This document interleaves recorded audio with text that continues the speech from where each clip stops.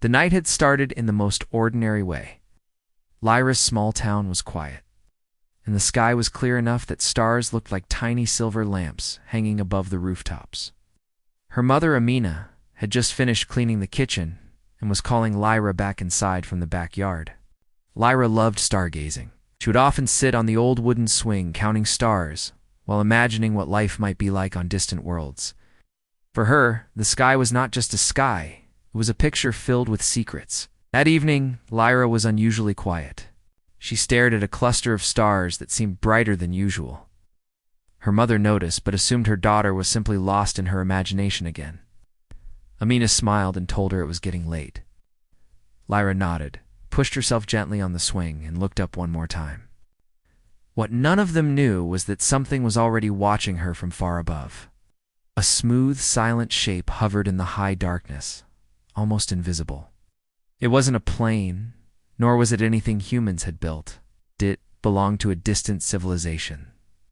Zelarihu had been observing Earth for many years. They came in peace, only watching, never interfering. But something had changed within their own world that made them look at Lyra differently. On the Zelari mothership, Queen Solara walked through the quiet hallways of her royal chamber. Her species communicated deeply with emotions and empathy, and their technology allowed them to sense emotional patterns from across star systems. Solara had recently lost her daughter in a tragic accident, and a deep sadness lived in her heart every day. When she sensed Lyra's gentle emotions, a mixture of curiosity, innocence, and courage, it stirred something inside her, something she thought she had lost forever. Her advisors spoke carefully. "My queen," one of them said, "the child radiates a very unique emotional frequency. It is similar to the one your daughter had." Solara looked at the holographic display, where Earth glowed softly. "I only wish to understand her," she whispered. "No harm must come to this child." The order was clear. The mission would be peaceful. Back on Earth, Lyra was about to stand up when she noticed a glow in the sky. At first, she thought it was a star falling. But it wasn't falling. It was getting bigger, brighter, and moving silently. The air around her grew still. Even the wind seemed to stop. She stepped forward slowly, her eyes wide. The light was beautiful, soft, white, and smooth, like moonlight on water. It wasn't scary. It felt warm, almost comforting, like when her mother tucked her into bed. "Amina," neighbor shouted from across the fence. "Look at the sky." People came outside. They stared upward, confused, yet amazed. Some took out their phones, but the light was too bright to capture. Lyra didn't say anything. She felt calm, strangely calm, as if something was calling her gently. A moment later, a soft hum filled the air. The glowing shape floated lower, stopping just above the tall trees. A round doorway opened underneath it, releasing a beam of white mist-like light. The crowd gasped. Amina rushed forward, grabbing Lyra's hand. "Come inside now," she said, fear in her voice. But before she could pull Lyra away, the ground shook lightly. Not violently, just enough to make everyone freeze. Then, as if guided by invisible hands, Lyra's body lifted slowly into the air. She didn't scream, she didn't fight. Her eyes were fixed on something none of the others could see. "Lyra," Amina cried, her voice breaking. The girl floated upward, her feet leaving the grass. The gentle beam surrounding her looked almost like a soft cloud holding her safely. Amina tried to run into the light, but it pushed her back without hurting her. Neighbors shouted for help. Others simply stood, unable to look away. The beam lifted Lyra higher. She finally looked down at her mother, her expression calm but confused. She reached out her hand, but she was already too high. "Mom," she called. Softly, her voice filled with a mix of fear and wonder. Amina reached upward helplessly. In seconds, Lyra disappeared into the open doorway of the ship. The light faded. The doorway closed. And the ship rose silently, higher and higher, until it vanished like a spark returning to the stars. Then the darkness returned. People screamed. Phones dropped to the ground. Someone called emergency services. Amina fell to her knees, shaking, her hands covering her face. Within minutes, police cars arrived. Lights flashed, voices shouted, and the quiet town was no longer quiet. Officers tried to calm Amina, but she could barely speak. Her daughter had vanished right in front of her, taken by something she could not understand. The next morning, news reporters surrounded the street. Helicopters flew overhead. Scientists arrived, trying to figure out what had happened. They found nothing: no radiation, no burn marks, no sound recordings, only the testimonies of frightened neighbors. Some believed it was a military experiment. Others said it was an illusion, but Amina knew what she saw. Her daughter had been taken by something not of this world. Meanwhile, far away in the galaxy, Lyra awoke in a soft, glowing room. The air smelled different, clean, like fresh rain. The walls were smooth and shimmered with soft colors. She felt no pain, only lightness. When she tried to sit, the floor shifted gently to support her. Soft voice echoed around her, not spoken through her mouth but through her mind. "You are safe." Lyra turned, her eyes widening. A tall figure stepped forward. She had gentle eyes that glowed like silver crystals. Her hair floated slightly, as if she were underwater. She was not frightening. She radiated warmth and sadness at the same time. "I am Solara," the figure said. "Please do not be afraid." Lyra swallowed, trying to speak. "Where am I?" "Very far from your world," Solara answered softly. "But I promise no harm will come to you." Lyra hugged herself, a soft tremble in her hands. "My mom, my home. I want to go back." Solara lowered herself to Lyra's eye level, her expression softened with deep empathy. "I know you miss her," she said. "I sense your sadness. I too miss someone I lost." The Zalari were not a violent race. They believed in learning, understanding, and connecting through emotions. Solara had lost her daughter months earlier, and her grief had darkened her soul. When she sensed Lyra's kind and gentle emotional pattern, a rare pattern almost identical to her child's, she felt drawn to the girl knot to replace her daughter, but to fill the emptiness in her heart with something meaningful. Lyra didn't understand this yet. She only knew she was far from home. Solara led her through the glowing corridors. Other Zalari watched curiously, their eyes full of wonder. They had never seen a human child up close, but none of them showed hostility. Lyra walked slowly, trying to take in everything. The rooms were filled with beautiful lights and floating objects. Transparent screens showed images of galaxies, planets, and star clusters. The air hummed softly, calming her nerves a little. Still, her thoughts kept returning to her mother. Mina would be crying. She would be worried. Lyra's chest tightened with the thought. Solara noticed her expression. "Your world will not forget you," she said gently, "and you will not be alone here." Lyra looked up, tears filling her eyes. "Will I ever go back?" Solara paused. She did not want to lie.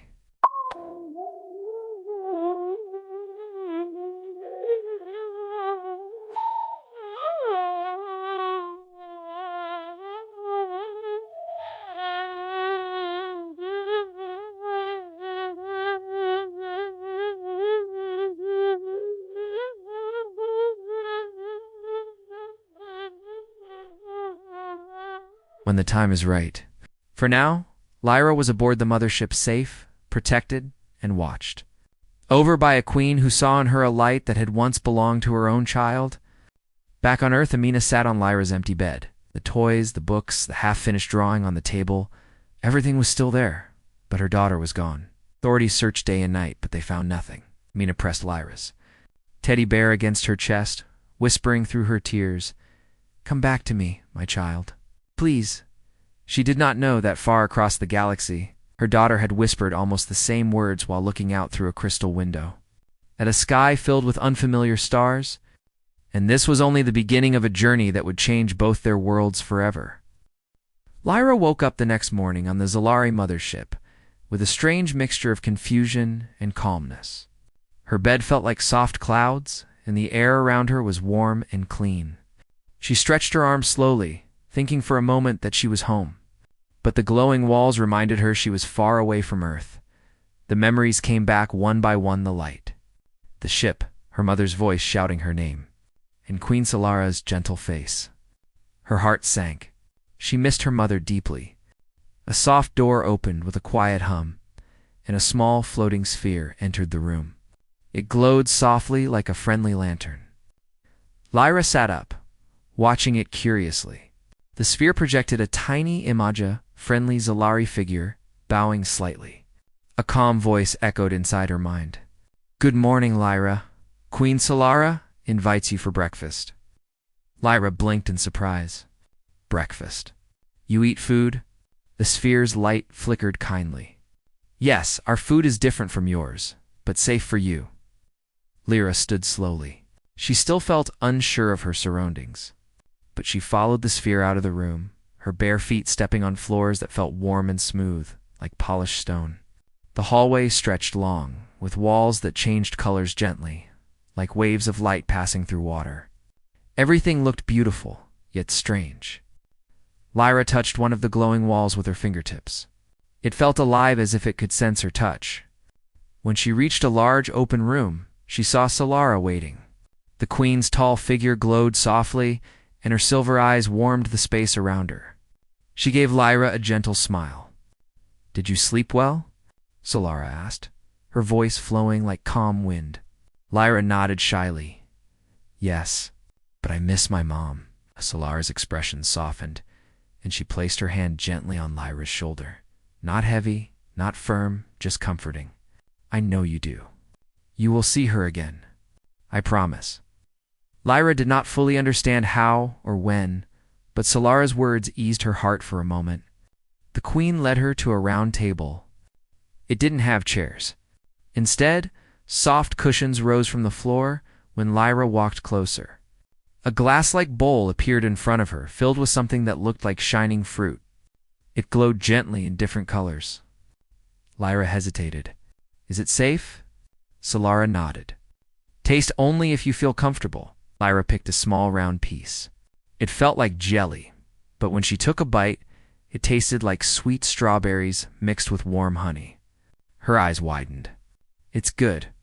Solara laughed softly, a sound like tiny bells. "I'm glad." While Lyra ate, she watched other Zalari walking around. They were taller than humans, moving gracefully like dancers. Their colors changed slightly, with their moods soft blues for calmness, pale gold for joy, and sometimes faint purple when curious. Lyra noticed many of them glancing at her with interest, but not in a rude way. More like they were fascinated by her presence. One young Zalari approached cautiously. His skin glowed a gentle blue. He bowed respectfully. "Hello, may I join?" Lyra nodded awkwardly. "Sure." The young Zalari sat on a floating cushion. "I am Tern. You are Lyra from Earth." "Yes," she whispered, still shy. Terran's eyes widened like he was amazed. "Your world is beautiful. We have watched it from afar for many years. It is full of life." Lyra tilted her head. "You've been watching Earth?" Tern nodded. "But we do not disturb. We only learn." Solara added softly. "We observe worlds to understand how different lives grow." Lyra swallowed another shining fruit, unsure how to respond. She wasn't used to being watched by anyone, especially aliens from another galaxy. But the more she listened, the more she realized they were not dangerous. They were simply curious. After breakfast, Solara led Lyra to an observation hall. The room was shaped like a giant sphere with a clear view of space. Stars sparkled outside like diamonds floating on velvet. Lyra walked forward slowly, her mouth open in awe. "It's beautiful," she whispered. Solara stood beside her. "This is your galaxy. We traveled very far to reach your world." Lyra spotted a tiny blue dot on the screen. "Is that Earth?" "Yes," Solara said gently. Lyra pressed her small hand against the glass-like window, imagining her mother somewhere on that tiny glowing dot. Her heart tightened again, and her eyes filled with tears. Solara noticed immediately. "Lyra? Would you like to learn something that may help your heart feel stronger?" Lyra sniffed and wiped her eyes. "What?" The queen tapped a glowing panel. A soft platform rose from the floor, carrying a small crystal sphere. "This device allows you to see memories your own and others." Lyra's eyes widened. "Can I see my mom?" Solara shook her head softly. "Memories only, not live moments." Lyra nodded slowly. Solara handed her the crystal ball. It warmed in Lyra's hands. Light spread from it, forming an image in the air. Lyra at home, drawing on the floor while her mother brushed her hair. Lyra gasped. She reached out to touch the image, but her finger passed through the light. The scene faded gently. "It's like a dream," Lyra whispered. Solara nodded. "Memories are our way of keeping the ones we love close to us, even across stars." Lyra hugged the crystal sphere tightly. "Thank you," Solara smiled softly. "You are brave, Lyra." As days passed, Lyra grew slowly more comfortable among the Zalari. They showed her how they lived and how their technology worked. Their world was peaceful. They didn't fight. They didn't harm. They used their energy to heal, grow, and explore. One day, Tern brought her to a garden inside the ship. It wasn't like Earth's gardens. The plants floated gently, their leaves glowing softly. Some made musical sounds when touched, creating soft melodies.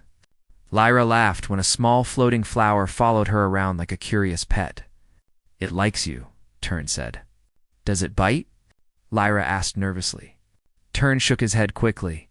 "No, it only seeks warm emotions." Lyra touched the flower's glowing petal and it sparkled like tiny stars.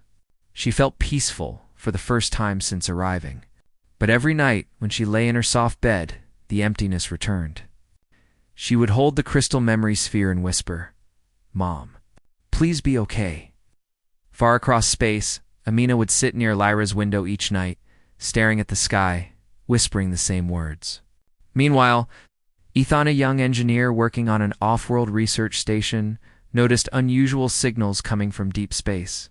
These signals were soft, almost like emotional pulses, matching Earth's unique frequencies. He had never seen anything like it. Curious and concerned, he recorded the signals and studied them overnight. When he matched the pattern with the timeline of Lyra's disappearance, his heart raced. Someone or something had taken the child and was trying to communicate through a gentle signal, almost like a heartbeat from another world. Ethan decided he couldn't ignore it. He prepared his small ship and collected all the data he had. His friends warned him. "Ethan, this could be dangerous." But Ethan shook his head.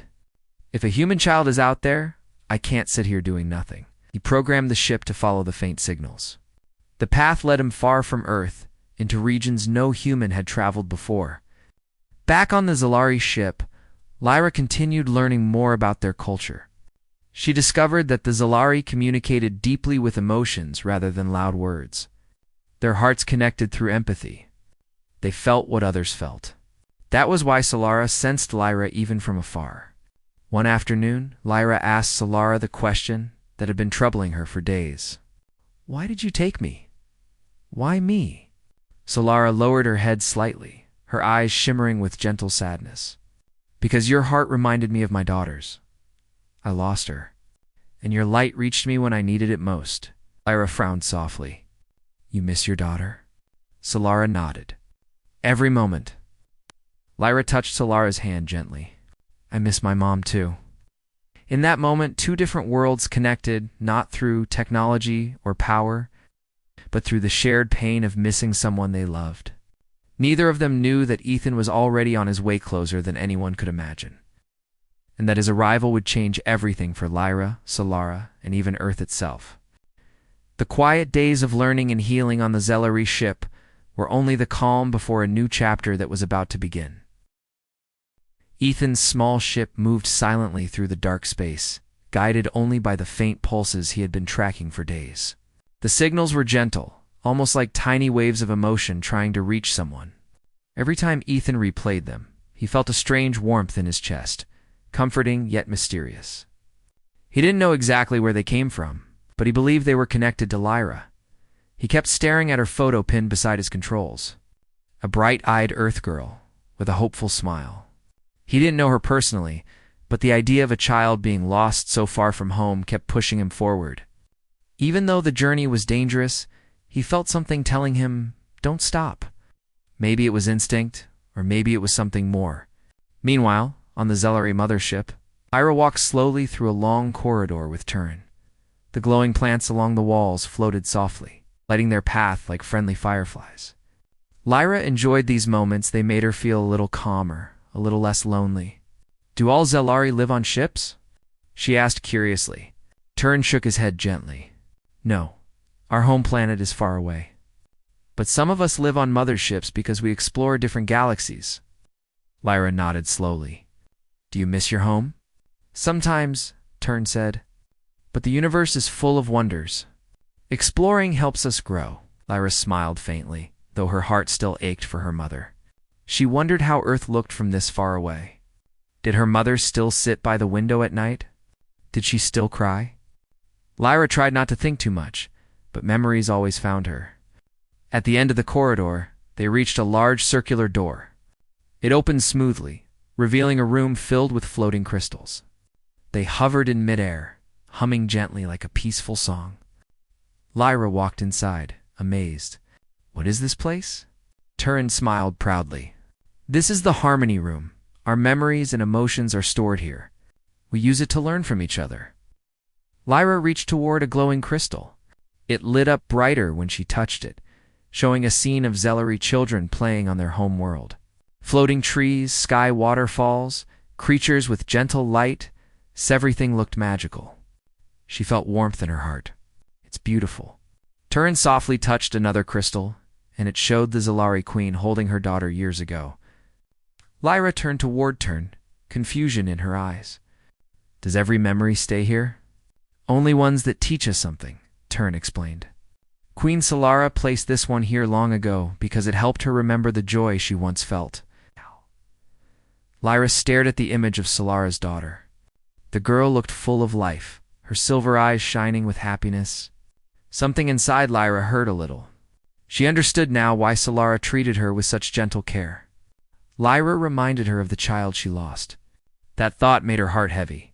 She whispered, "I wish no one had to lose someone they love." Turin nodded sadly. "So do we."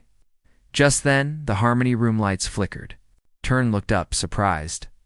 "That's strange." The crystals trembled lightly, almost like they sensed something far away. Lyra watched nervously as a large crystal near the ceiling glowed brighter and brighter. "What's happening?"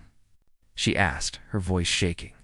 Turin listened carefully, his glowing skin shifting from calm blue to worried purple. "Something is approaching the ship." Lyra grabbed his arm.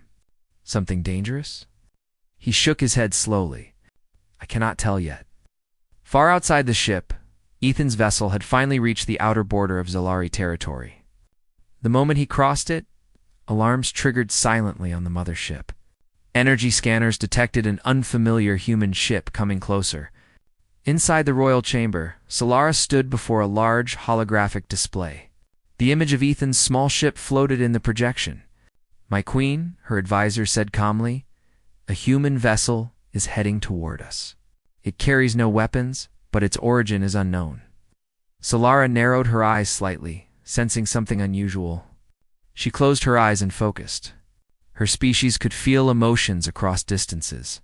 When she reached out gently, she sensed strong worry, hope, and determination coming from the approaching ship. "This human is not here to harm," she said softly. "He is driven by purpose." Her advisor looked surprised. "Should we let him come closer?" Solara nodded.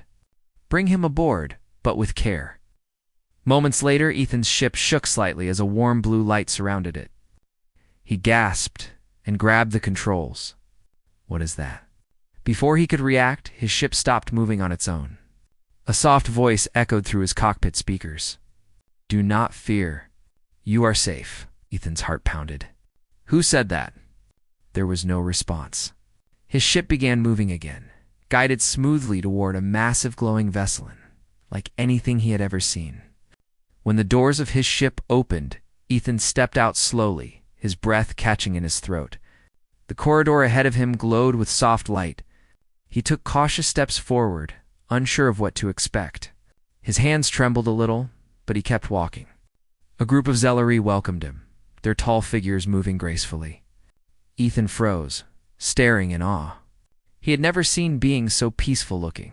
One Zelari stepped forward. "Please come. The Queen wishes to meet you." Ethan swallowed hard but nodded. They guided him through the glowing halls, until they reached the royal chamber.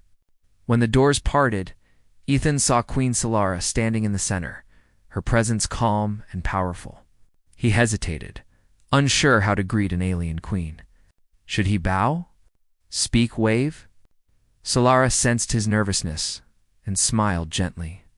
"Welcome, Ethan. You have traveled far." Ethan finally found his voice.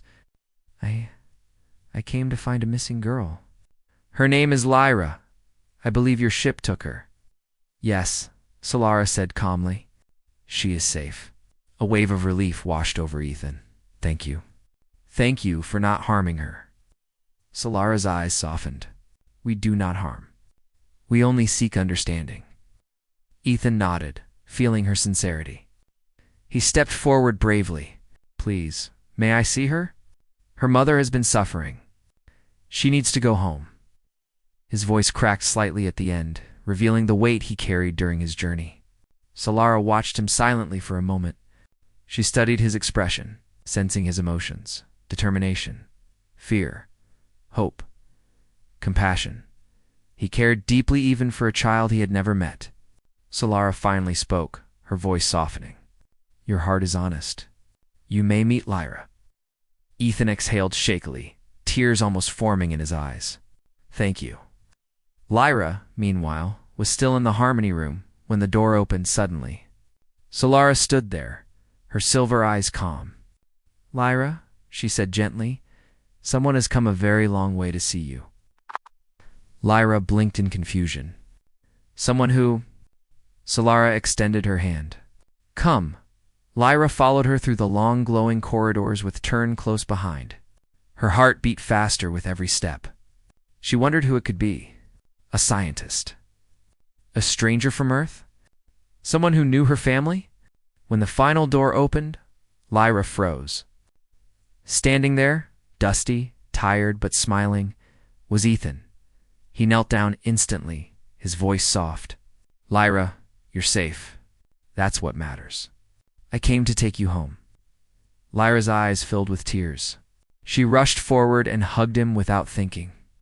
Ethan hugged her gently, relieved beyond words. Solara watched the scene silently. Something inside her heart trembled. Emotions she had tried to protect for months suddenly rose like soft waves. Lyra's joy reminded her so much of her own daughter. Turn turned to Solara, whispering softly, "You always wanted her to be safe. But she belongs with her people." Solara nodded slowly, her heart heavy yet peaceful. Lyra pulled away slightly and looked up at Ethan. "My mom. She must be so sad." Ethan nodded. "She hasn't stopped searching for you." Lyra turned to Solara, tears running down her face. "Thank you for taking care of me, but I want to go home." This was the moment Solara had feared. Her chest tightened painfully. But she stepped forward with gentle grace. "You will go home," she said softly. Her voice shook slightly, just enough for Lyra to hear the emotion behind it. Lyra hugged Solara tightly. The queen closed her eyes and held her close, letting silent tears fall. And so, with Ethan finally here and Lyra ready to return, a new chapter began, one filled with difficult choices, emotional goodbyes, and the first bridge between two very distant worlds. Part 4 would bring the moment everyone was waiting for, the Queen's hardest decision. The farewell that would change both Lyra and Solara forever. Part 4 starts with a new kind of energy in the air. The characters who have come this far already know that their journey is not simple. But now they finally begin to understand how deep things truly go. The world around them is changing slowly, and every sound, every movement, and every shadow feels important. It is almost as if the air itself is trying to tell them something. Even though they try to stay calm, their hearts beat a little faster because something big is coming. They can feel it, but cannot describe it. A soft wind moves across the land, brushing leaves, dust, and grass, as if nature is preparing itself for what is ahead. The group moves forward with careful steps, trying not to make noise. They know that one wrong step could lead them into trouble. The sky above them grows more colorful, with shades of orange, purple, and gold mixing like paint on a canvas. The beauty of the sky helps them stay hopeful, even though they are entering the most It's a mysterious part of their journey. They keep walking until they reach a wide valley that seems to stretch forever. The valley looks peaceful on the outside, but there is something strange about it. The trees are older, the ground is softer, and the silence is deeper, almost too deep. They stand at the edge of the valley, wondering if they should go in. For a moment, no one says anything. Then one of them takes a brave breath and says they should continue. After all, they've already come too far to go back. The group steps forward together, and the valley welcomes them with a soft sound of rustling leaves. They walk between tall trees that seem to be whispering secrets to each other. The shadows stretch across the ground like paths leading to hidden places. The sunlight breaks through the leaves in small patches, lighting up their path like tiny golden lamps. Even though the valley is quiet, everything feels alive. As they walk deeper, they start noticing signs that someone or something was here before them. There are marks on the trees, small footprints on the ground, and shapes drawn on rocks. The marks are old, but still clear enough to show that they are meaningful. The group studies them with interest, trying to understand what message they carry. Some marks look like symbols. Others look like warnings. One symbol looks like a spiral, another looks like a star, and one looks like a hand. They cannot understand the full meaning, but they know these marks are important. They continue walking and reach a large open space. The ground here is flat and smooth, almost as if someone cleaned it. At the center of the clearing, there is a giant stone standing tall like a tower. The stone looks ancient, with cracks and lines covering its surface. When they walk closer, they see gentle patterns carved into the stone. The patterns glow softly when touched by sunlight. It feels magical, but also mysterious. One of the group members steps forward and places a hand on the stone. The stone responds by glowing a little brighter.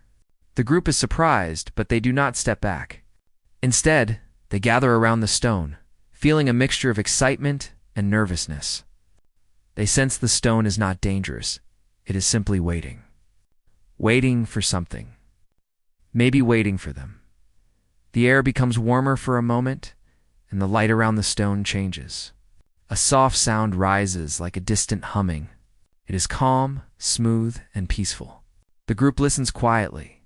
The humming sound feels almost like a voice, but not in words. It feels like a message made of emotions instead of sentences.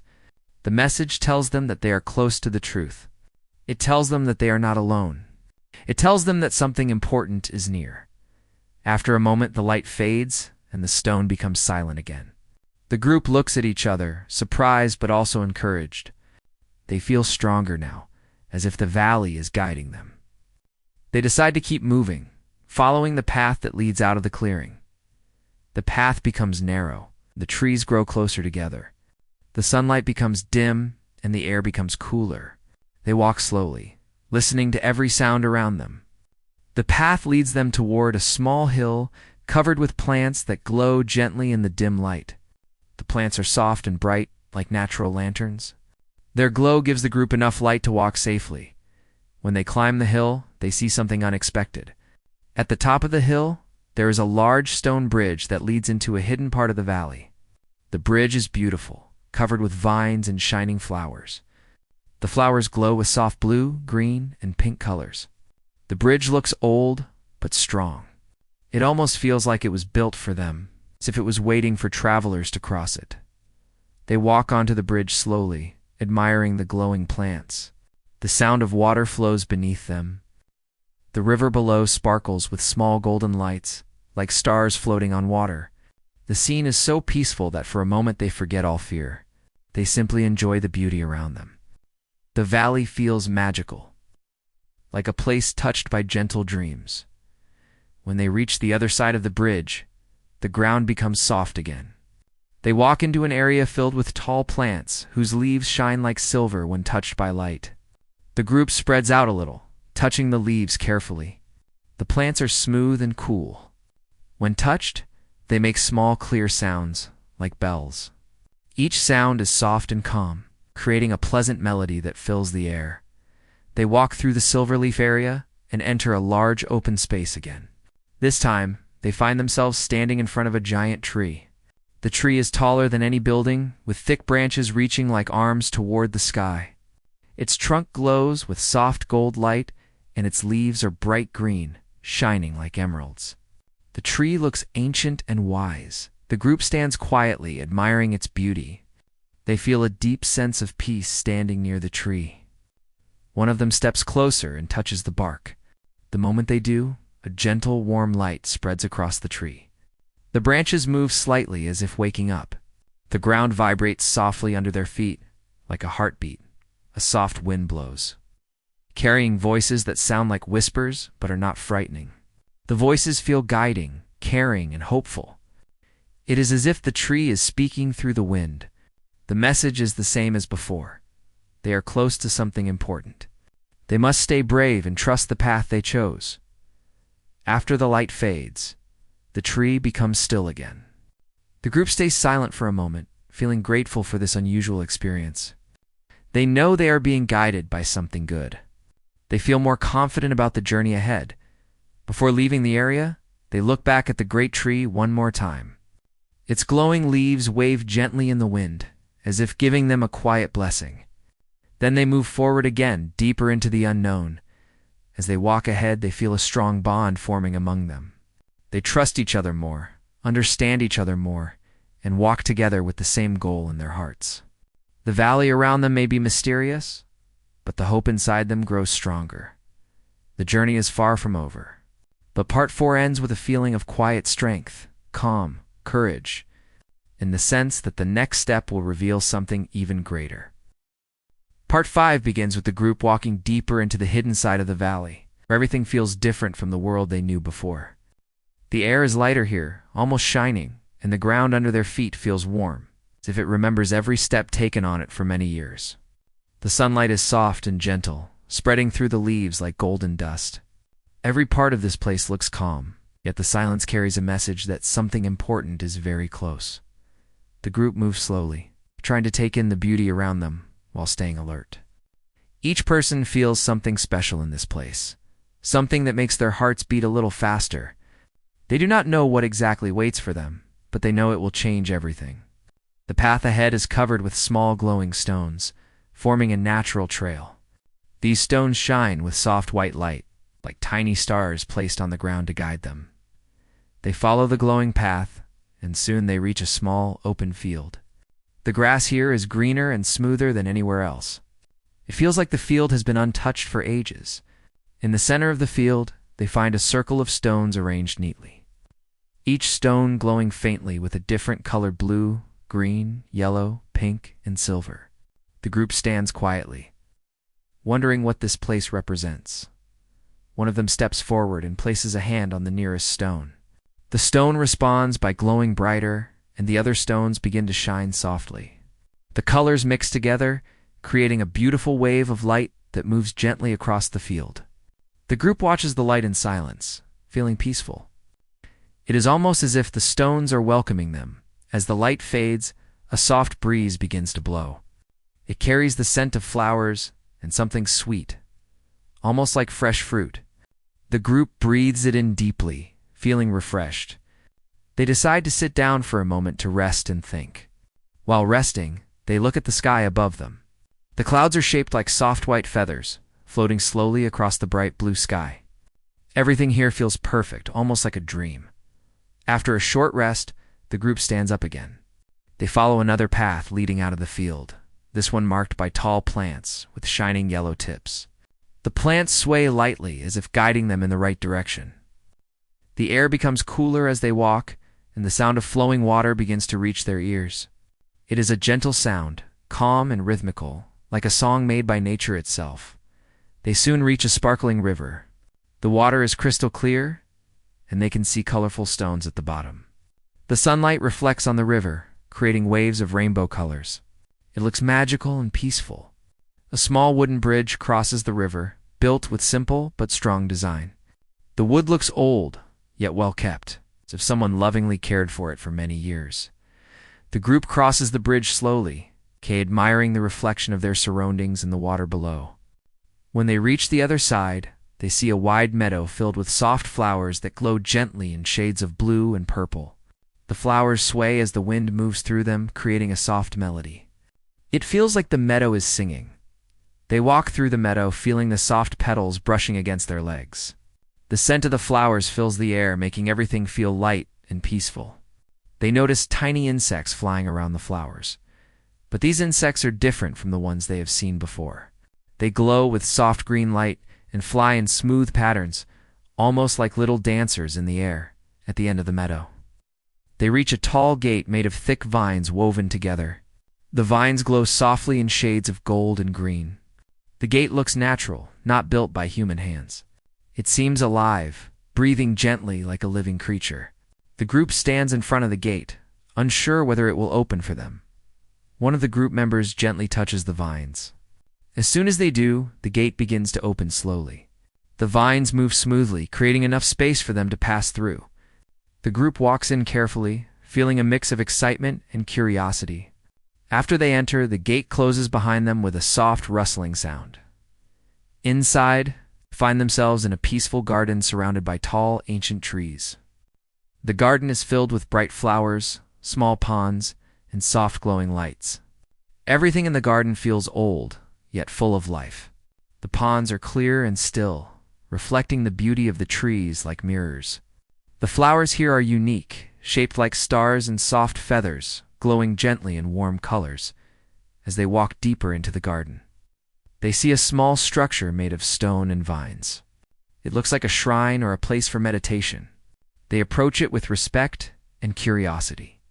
Around the structure, they see markings similar to the ones they found earlier in the valley.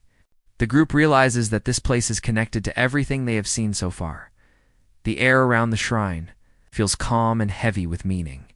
They step closer and see a small, round stone placed at the center of the shrine. The stone looks plain, but when the sunlight touches it, it glows softly with a gentle golden light. One of the group members reaches out and places a hand on the stone. The moment they touch it, the entire garden reacts. The flowers glow brighter, the ponds shimmer like liquid silver, and the trees sway gently without any wind. A soft sound rises, similar to the humming they heard before. This time, the humming is clearer, like a melody. It feels warm, comforting, and full of hope. The group closes their eyes and listens quietly. The message they feel from the humming is peaceful and full of kindness. It tells them that they are close to understanding the truth behind their journey.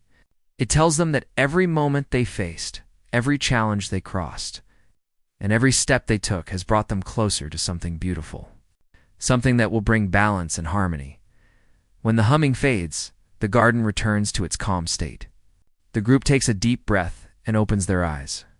They feel lighter, as if the weight on their hearts has been lifted. They share a peaceful silence, knowing that they have received a sign. They are on the right path. They explore the garden further and discover a hidden path leading behind the shrine. This path is narrow and covered with soft moss, glowing like tiny lights under their feet. They follow it slowly, wondering what lies beyond. The path leads them to a hill with smooth white stones scattered across it. At the top of the hill, they finally see what the valley has been guiding them toward. A bright, shining space opens before them, glowing with pure light. The light is warm, gentle, and full of life. It is not harsh or blinding. It feels like sunlight mixed with hope and peace. The group stands at the edge of the glowing area, feeling both excitement and awe. They know this place holds the answers they have been searching for. Their hearts beat faster, not from fear, but from anticipation. The journey has led them here with care, signs, and guidance. Together, they step closer to the light, feeling a soft breeze welcoming them. They know that once they enter, everything will change. Their understanding, their purpose, their connection to this mysterious valley will finally become clear. Part 5 ends, with them standing right at the threshold of this radiant place, ready to discover the truth waiting inside. Their hearts are steady, their steps are confident, and their spirits are full of hope for what comes next.